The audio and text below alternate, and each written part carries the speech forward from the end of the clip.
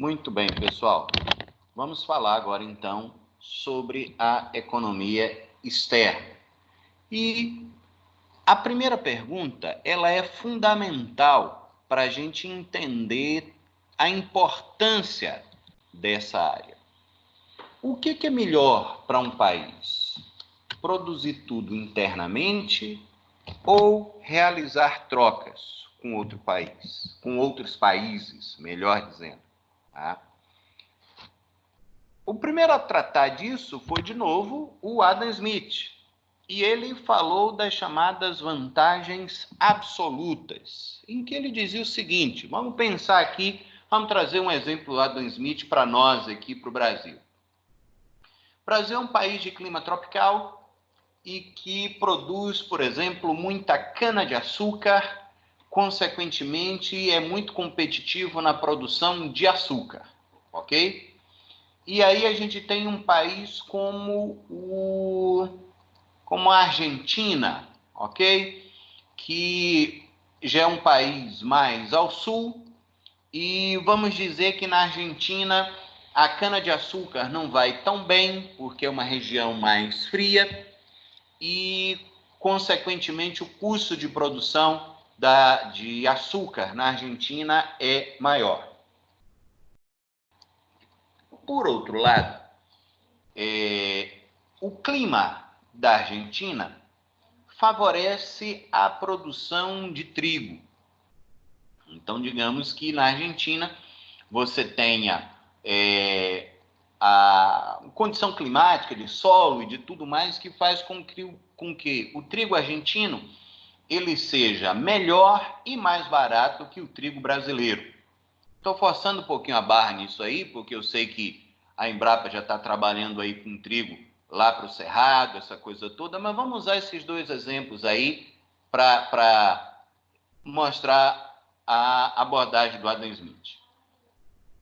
Então, o que Adam Smith dizia é o seguinte, ao invés do Brasil, por exemplo, tentar produzir açúcar e produzir trigo, e a Argentina fazer a mesma coisa, tentar produzir açúcar e tentar produzir trigo, a população dos dois países seria beneficiada se eles fizessem comércio entre si.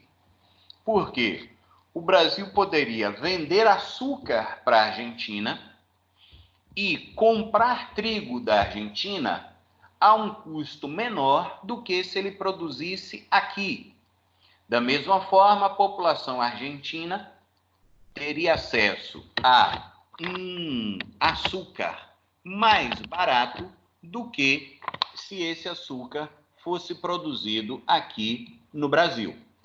Perdão, se esse açúcar fosse produzido lá na Argentina.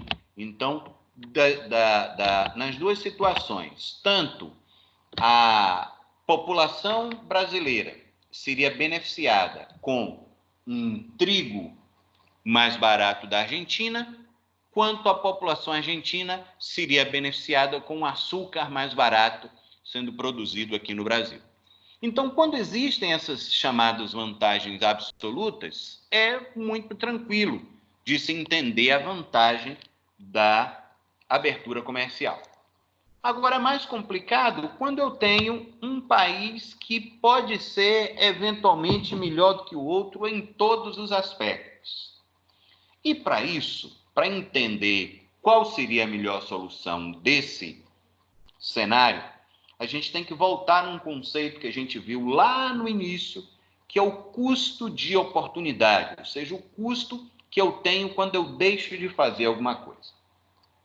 Então, vamos imaginar um sujeito que seja um médico, seja um neurocirurgião, ok?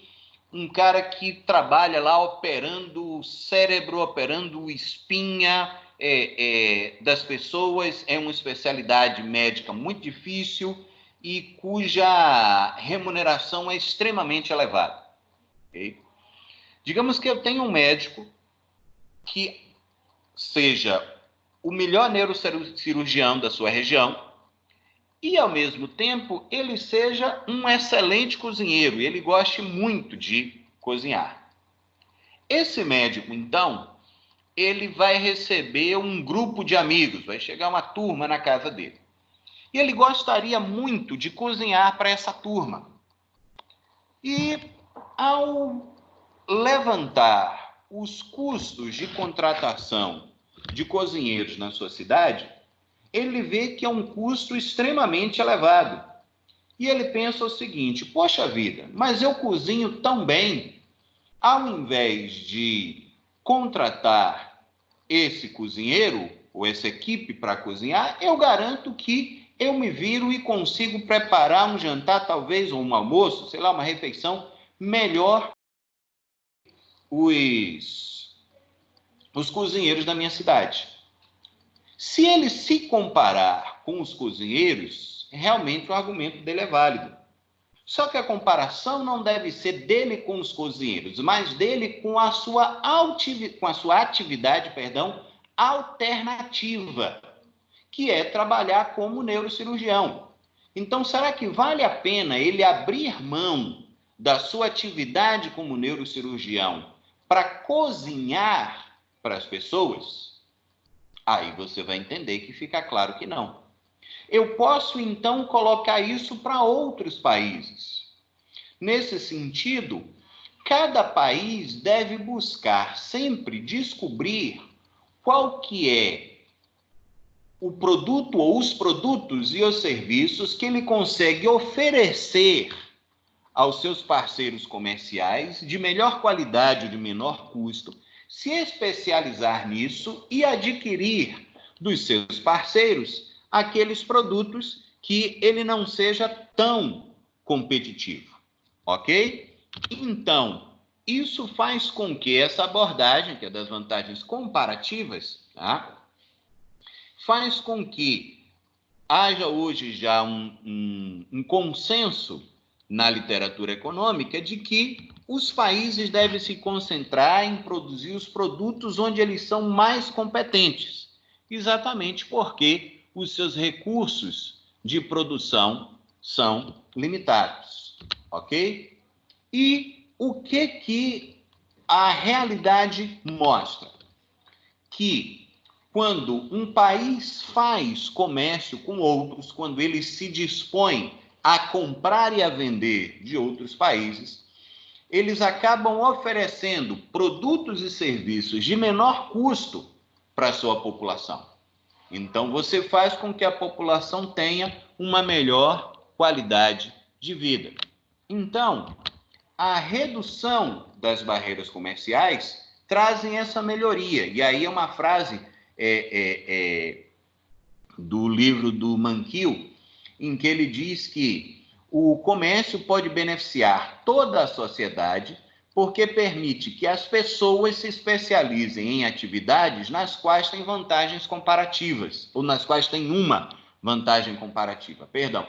A gente pode pensar isso para o comércio numa cidade, mas pode pensar isso no comércio entre países, ok?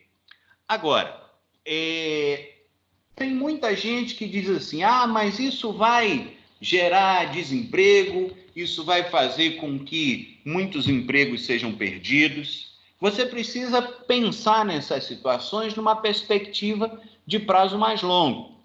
Então, por exemplo, há algum tempo aí, houve a perspectiva de você reduzir o imposto de importação de leite para o Brasil.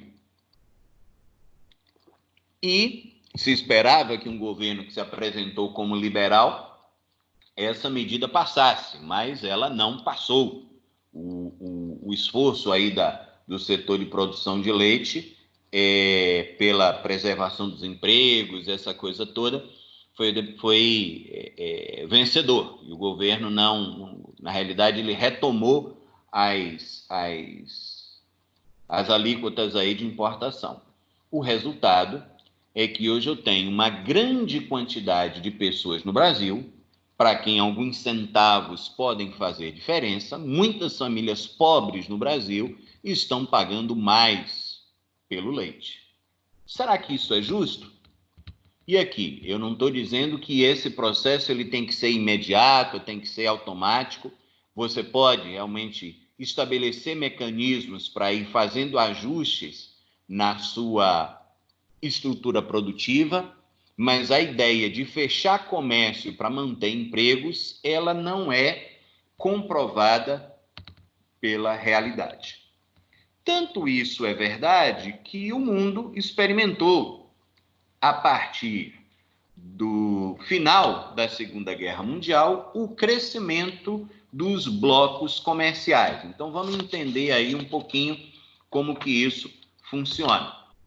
O primeiro tipo de bloco comercial são as zonas de livre comércio, onde há uma eliminação ou uma diminuição das tarifas alfandegárias. Um segundo momento é quando você tem a união aduaneira. Então, qual a diferença da livre comércio para a união aduaneira? Lembrando aí que sempre a etapa seguinte incorpora a anterior e adiciona mais alguma coisa.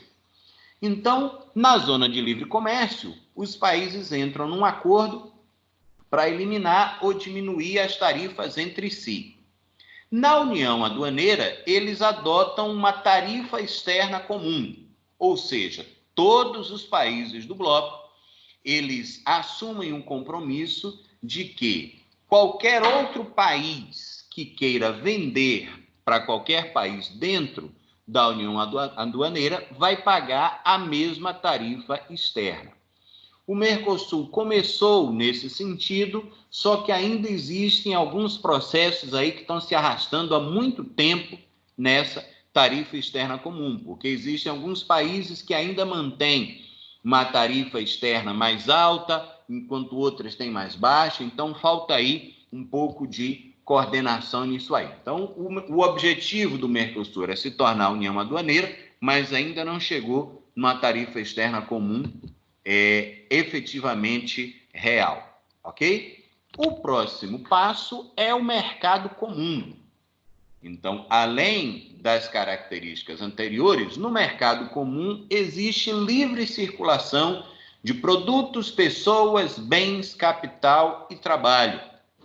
Então, é a situação atual da Europa, ok? Então, um europeu, desde que o seu país faça parte do mercado comum, ele pode ir trabalhar em qualquer país do bloco, em qualquer país do mercado comum. Também bens, também capital. Então, eu tenho essa livre circulação de fatores econômicos, digamos assim. Ok? E, por fim, eu tenho a União Política e Monetária, que é a União Europeia. Então, o que é que há de avanço na União Europeia? Era o mercado comum europeu, depois se tornou a União Europeia, que eu passo a ter uma moeda comum, que é o euro. Então, o euro, ele é aceito em todos os países da União Europeia. Havendo uma moeda única e comum, é preciso que haja, então, uma coordenação das políticas monetárias e, consequentemente, o estabelecimento de um banco central. Então, a Europa tem um Banco Central Europeu e os seus países têm, sim, a liberdade para aplicar políticas monetárias, contudo, há uma coordenação, há uma busca aí de parceria, de atuação conjunta dos países do bloco em termos de política monetária, ok? Então, mercado comum e união política monetária você só tem na Europa. Existem outros blocos comerciais aí em estágios anteriores.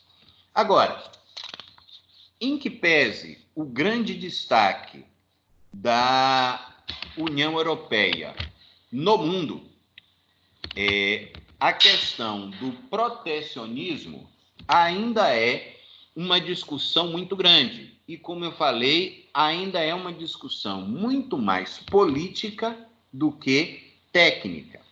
Um exemplo no Brasil é a Zona Franca de Manaus, ok?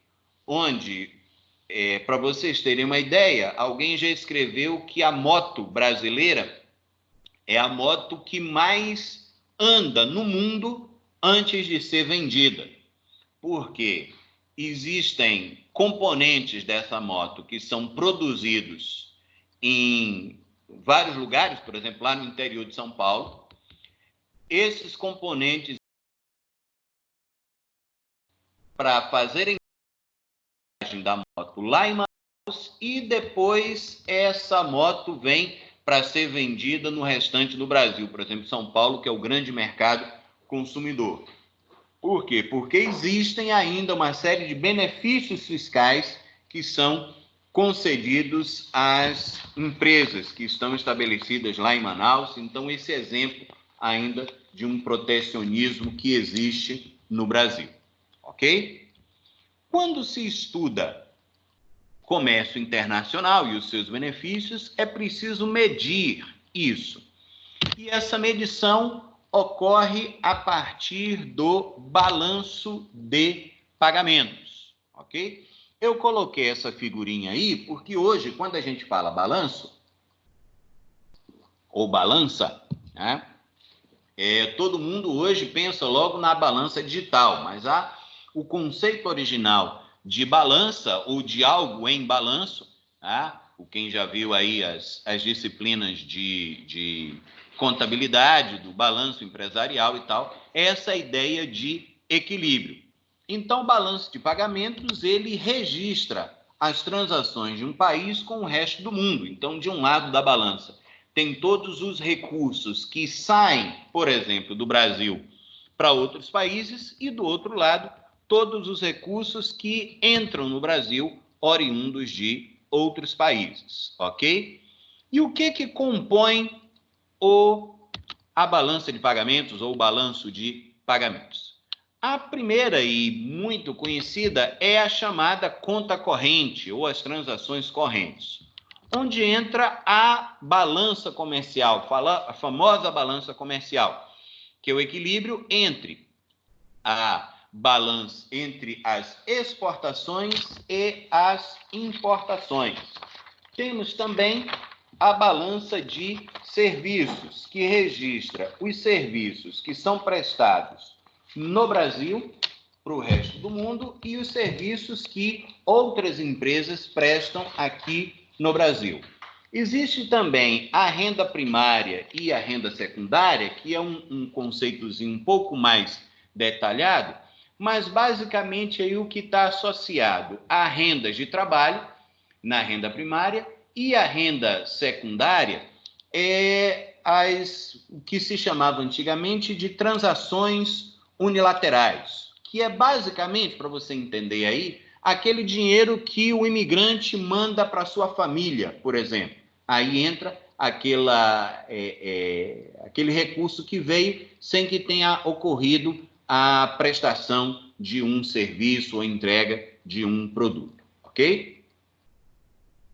Bom, e os outros componentes são a conta de capital, que registra as transferências de patrimônio, e a conta financeira, que contabiliza os investimentos, investimento direto e investimento indireto. Nós não vamos entrar muito nesse detalhe agora, porque para vocês da administração, eu entendo que a gente não precisa detalhar muito a questão do balanço de pagamento. O que eu quero dar destaque é a análise dos resultados, porque cada uma dessas contas, o resultado e o somatório de cada uma dessas contas, você pode analisar em separado, ou seja, você analisa a balança comercial, analisa a balança de serviços, cada uma dessas contas aí, e analisa também o balanço de pagamentos de uma forma geral. E por que é importante ter essa análise dos resultados do balanço comercial? Quando existe déficit, é sinal de que saíram mais recursos, e aí quando a gente fala aí de moeda estrangeira, a gente usa muito o termo divisas, ok? Então, sempre quando você ler aí ou ouvir divisa, está se referindo à moeda estrangeira. Então, eu estou falando de dólar, de euro, desse processo todo, ok? Dessas outras moedas. Então, aí, quando eu tenho mais divisas saindo do que entrando, ou seja, está saindo mais recurso do que entrando. E superávit é quando o país está recebendo mais recursos do estrangeiro do que enviando para o estrangeiro. Por que que essa conta é importante? Por que que o mundo todo fica de olho nesses resultados? Porque cada país realiza negócios com o exterior. E esses negócios internacionais são sempre operados, como a gente fala, em moeda forte, em moeda que aceita. Então, não adianta eu querer comprar petróleo da Arábia Saudita, por exemplo, se eu precisar, pagando em real, ok? Um sujeito da Alemanha que me venda uma máquina, um chinês que me venda um equipamento, ele não vai aceitar real. Eu vou ter que pagar em moeda forte, em dólar, em euro. E há um estoque dessas divisas aqui, que são chamadas de reservas internacionais. Então, quando eu tenho um déficit no balanço de pagamentos, isso vai reduzir as reservas internacionais daquele país. E se isso cair muito, isso pode comprometer a capacidade desse país de honrar seus compromissos internacionais. Então, tem países hoje, um exemplo, lá da Venezuela. As reservas internacionais da Venezuela estão muito baixas. Então, existem alguns países que têm receio, algumas empresas que têm receio de fazer negócio na Venezuela, porque não tem a garantia, não tem a segurança de que a Venezuela vai ter recurso para pagar isso. Então, aí eu comecei a falar de moedas de outros países, de divisas, de reservas internacionais. Então, a gente obrigatoriamente vai ter que falar de isso aí, de câmbio, ok? Então, essa foto mostra aí basicamente o conceito de câmbio. A gente não usa muito o verbo cambiar como mudança, mas na língua espanhola, por exemplo, é muito comum o uso do verbo, tá? Quando você vai cambiar alguma coisa, quando você vai mudar, quando você vai trocar alguma coisa. Para nós está mais restrito para essa área econômica e também lá para o carro. Então, o que é que o câmbio do carro faz? Ele troca as marchas. Então, o câmbio, o que é? Ele tem uma taxa, que é o preço pago em moeda nacional por uma unidade de moeda estrangeira. Então, quando a gente diz que a taxa do câmbio do real em relação ao dólar está 4,10, e quando eu preparei esse material há alguns meses atrás era isso mesmo, hoje a coisa já mudou um bocado, né? Mas isso significa que eu vou precisar de R$ 4,10 para a aquisição de $1, ok? E aí agora eu preciso ajustar uma coisa com vocês que serão meus alunos. É muito comum a gente ouvir, o dólar subiu, o dólar baixou. Esse conceito, apesar de muito popular, ele não expressa bem a realidade, porque na realidade o dólar nem sobe nem desce, o dólar continua no mesmo valor. O que acontece é que eu posso precisar de mais ou menos reais para comprar a mesma quantidade de dólares, ok? Então, a nossa análise vai ser sempre o comportamento da moeda do Brasil em relação à moeda estrangeira. Então, o que é que a gente vai dizer de agora em diante? Ou eu tenho uma valorização ou eu tenho uma desvalorização. Vamos entender como isso ocorre? Olha só. Digamos que por algum motivo eu tenha uma demanda por dólares maior do que a oferta, ou seja, tem muita gente querendo comprar dólar e tem pouca gente querendo vender dólar. Então, o que é que vai acontecer? O preço do dólar vai aumentar. Ou seja, eu vou precisar de mais unidades de real para comprar a mesma unidade de dólar. Ou seja, a minha moeda se desvalorizou. Eu estou precisando de mais moeda, de uma quantidade maior de reais, para comprar aquela quantidade de dólar. Entendido? E a valorização? A valorização ocorre quando a oferta de dólares é maior do que a demanda. Situações, mas digamos que o Brasil esteja recebendo muito investimento estrangeiro, tenha muita gente mandando dinheiro para investir aqui no Brasil. Então, eu tenho um grande número de dólares chegando no mercado brasileiro. E aí é importante destacar o seguinte, que no Brasil, os negócios têm que ser em moeda nacional. E ainda que você tenha alguns recursos específicos aí, para algumas situações bem definidas, mas para simplificar, vamos imaginar que você não possa fazer poupança em dólar. Você não pode chegar num banco no Brasil, em qualquer banco, e depositar dólares. Você tem que depositar reais. Então, todas as vezes que eu estou falando dólar aqui, mas posso falar em euro, eu estou mantendo aqui o dólar para a gente manter a mesma linguagem, tá bom, moçada? Mas todas as vezes que eu tenho entrada de moeda estrangeira no Brasil, essa moeda precisa ser trocada, precisa ser cambiada. Então, isso vai representar a oferta de dólares. Da mesma forma, quando um exportador vende os seus produtos para fora, ele vai receber dólares. Então, quando eu tenho uma oferta maior do que a demanda, o preço do dólar vai diminuir. Consequentemente, eu vou precisar de menos unidades de real para adquirir aquela unidade de dólar. Ou seja, eu tenho uma valorização do real. Entendido aí, moçada?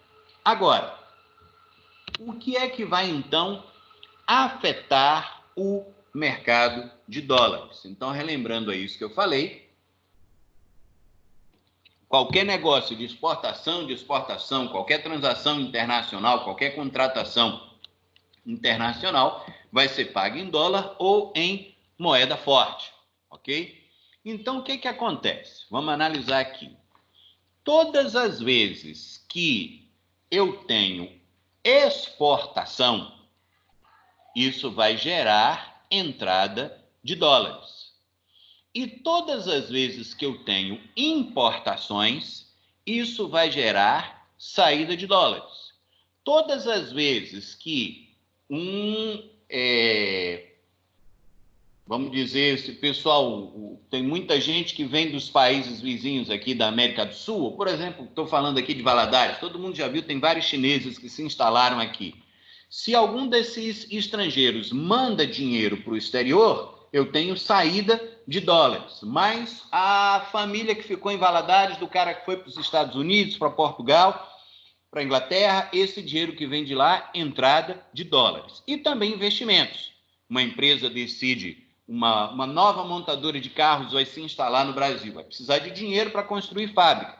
Esse dinheiro que vem de fora vai representar aí entrada de dólares. Mas quando essa empresa tem um lucro, que esse lucro é enviado para o exterior, isso é saída de dólares, ok? Então, o tempo todo eu tenho entrada e saída de dólares. Essa operação de mudança de dólares por reais e vice-versa é realizada ou pelo Banco Central, ou pelos bancos autorizados. E esses termos de troca, que são as cotações, são determinados pelas forças de oferta e demanda. Então, aquilo que a gente já falou. Muita gente querendo comprar dólar, o valor do dólar vai aumentar. Consequentemente, a minha moeda se desvaloriza, porque eu vou precisar comprar mais dólar. Muita gente vendendo dólares, eu vou precisar de menos moeda para comprar dólares, a minha moeda vai se valorizar. Ok? Muito bem. Então, isso que eu passei para vocês, de valorização e desvalorização, vamos olhar com um pouquinho mais de detalhes. Quando eu tenho uma valorização do câmbio, o dólar vai ser trocado por uma quantidade menor de reais. E quais os efeitos disso? Vamos pensar aqui em chip de computador, ok? Ou em memória de computador. Esses produtos importados vão ficar mais baratos, ok? Só que além de chip de computador e memória de computador, vamos pensar também em produtos que podem competir com os produtos nacionais. Eu posso pensar numa moto importada, posso pensar num capacete, posso pensar numa roupa, num perfume, em um monte de coisa. Imagina aí, posso pensar em comida, posso pensar em cerveja, ok? Então, quando eu tenho uma valorização cambial, eu vou precisar de menos reais para comprar aquela quantidade em dólares. Consequentemente, eu vou ter um aumento das importações. E aí, a tendência é que eu tenha uma queda da inflação, por dois motivos. Primeiro, pela concorrência com os produtos importados, e também porque muita matéria-prima utilizada no Brasil é cotada em dólares. E também, esse é um efeito que a gente precisa ampliar aí o nosso foco de visão, tá? Existem produtos que eles são cotados no mercado internacional. O melhor exemplo é o petróleo. Então, quem acompanhou aí o petróleo, o mercado, algumas notícias do mercado petróleo, a Arábia Saudita e a Rússia estão brigando aí, e isso fez com que o preço do petróleo no mercado internacional caísse e o preço aqui no Brasil caiu também, ok? Mas em momentos onde, isso é só para detalhar, mesmo que o real, tenha se desvalorizado, se você olhar nos postos aí nos últimos dias, você já observa uma queda de preços, ok? Mas a gente pode utilizar esse exemplo para pensar o seguinte: se fosse uma situação de valorização do real, o preço do petróleo que seria comprado pelo Brasil seria menor, consequentemente, o custo dos combustíveis reduziria, que aí eu tenho um efeito generalizado nos transportes e isso tudo ajuda a diminuir a inflação, ok? Então quer dizer que a valorização cambial é uma boa? Não necessariamente. Por quê? Porque as exportações vão cair. Imagina aí que você está vendendo alguma coisa para fora. Tá? Vamos imaginar aqui, estamos em Governador Valadares, vamos pensar na exportação de pedra preciosa. O preço dessa mercadoria em dólares não vai mudar, ok? Só que o exportador vai receber menos. E eu posso ampliar isso para o aço da Vale do Rio Doce, para a soja que é produzida no Brasil, para um monte de produtos agrícolas, para carnes, para um monte de coisa. Então, na medida em que esses produtos perdem competitividade no mercado internacional, as exportações vão cair, consequentemente, a atividade econômica vai se reduzir, ok? Vamos ver o outro lado da moeda, quando eu tenho a desvalorização cambial, que ocorre quando o dólar vai ser trocado por uma quantidade maior de reais. Então, o que acontece? Num primeiro momento, os produtos importados, eles vão ficar mais caros, ok? Então, tudo isso que a gente falou aí de matéria-prima utilizada na indústria brasileira e produtos que são concorrentes dos produtos nacionais, eles vão ter um aumento no preço. Então, a inflação vai aumentar, o que é ruim. Então a desvalorização sempre é ruim. Não. Por quê? Porque as exportações, elas vão aumentar, ok? E aí, vai ficar mais competitivo. Ou seja, o produtor de carne, de soja, a Vale exportando minério, eles vão receber mais por cada unidade vendida. E, além disso, como a cotação está favorável para eles, eles vão poder oferecer melhores condições aos seus clientes externos, vão poder aumentar as suas vendas, vão produzir mais, o que vai, então, aumentar a atividade econômica. E aí você pode estar se perguntando, então, que raio de troço de câmbio é esse? O que é melhor? Valorizar ou desvalorizar? E aí eu vou responder para você uma expressão clássica da economia, é que depende. E aí eu quero mostrar para vocês o trade-off do câmbio, que é o seguinte, olha só, aqui tem uma seta apontando para desvalorização e aqui uma seta apontando para valorização. Olha só, todas as vezes que a minha moeda se desvaloriza, ok? O que é que vai... Opa, pera aí, que eu quis clicar aqui no negócio. Deixa eu ver se eu consigo. Aqui, beleza. Todas as vezes que eu tenho uma desvalorização, ou seja, eu vou precisar de mais reais para trocar pela mesma unidade de dólar, o PIB vai crescer. Por que que o PIB cresce? Porque eu vou ter um volume maior de exportações. Só que, ao mesmo tempo, a minha inflação também vai crescer. Por quê? Porque eu vou ter mercadorias mais caras, ok? E aí, o preço desses produtos vai aumentar, consequentemente, eu vou ter um aumento da inflação, ok? Agora, quando eu tenho a valorização, o que é que vai acontecer? Olha a setinha para baixo aqui. A inflação, ela vai cair. Por quê? O preço das mercadorias importadas vai ficar menor. Tem um outro aspecto também, vê se você acompanha.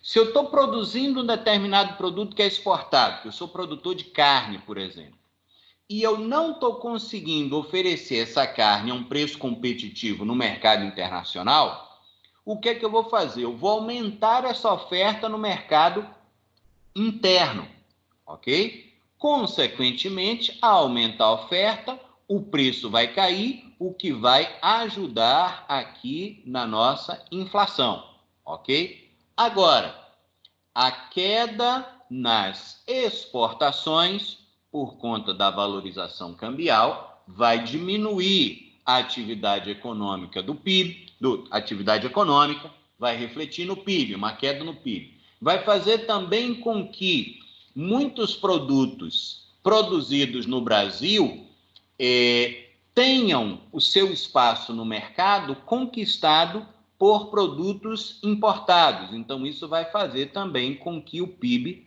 caia.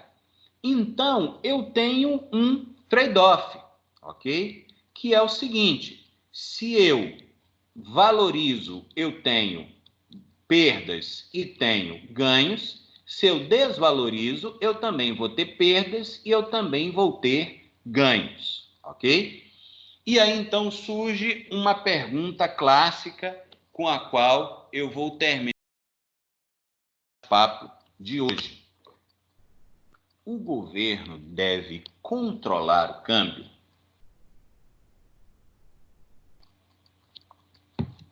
Eu deixei um tempinho aí para você pensar, porque eu vou te dizer o seguinte. Antes da gente perguntar se o governo deve controlar o câmbio, eu primeiro tenho que pensar se o governo pode controlar o câmbio. E por que eu estou te fazendo essa pergunta? Porque hoje a quantidade de transações internacionais que ocorrem são valores absurdos. Então, mesmo que o governo queira controlar o câmbio, ele não vai ter condição de fazer isso. Então, observe que eu estou utilizando a palavra controle. Então, o que acontece hoje? O que a realidade nos mostra? É que os grandes atores, os grandes agentes, os países principais no mercado internacional não controlam mais a sua taxa cambial. Lembram lá que eu falei no início da aula do tripé macroeconômico?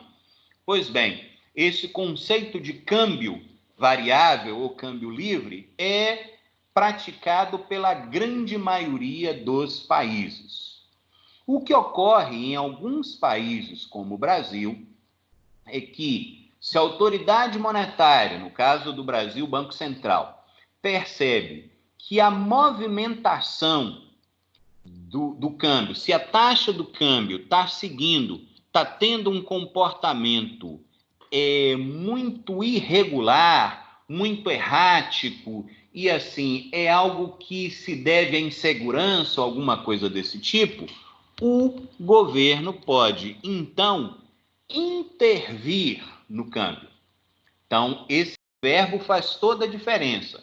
O governo pode intervir no câmbio, evitando flutuações muito excessivas, muito grandes. Tanto e principalmente assim, no dia a dia do mercado. Às vezes surge uma notícia ou um boato, alguma coisa que o mercado fica muito inseguro, uma perspectiva de uma guerra, alguma coisa desse tipo. Então, o governo atua para evitar variações muito intensas, ok? Mas no longo prazo são as forças de mercado, aquilo que eu comentei com vocês, as exportações, as importações, os investimentos, que tem muito a ver com a confiança que o mercado tem, que os agentes do mercado têm no país ou não, é isso que vai afetar a taxa de câmbio, ok? Então, moçada, essa sinalização do governo, da autoridade econômica para o mercado a respeito da condução econômica é fundamental, porque aí a gente volta no conceito que o Keynes trouxe lá das expectativas. Então, essa palavrinha expectativa vai nos acompanhar durante boa parte das nossas discussões, ok? Esses slides estão baseados naquele texto que eu enviei para vocês, então é fundamental vocês lerem e a gente voltar a discutir isso mais à frente, ok? Então, com isso, eu estou encerrando a nossa aula de hoje. Um grande abraço para vocês.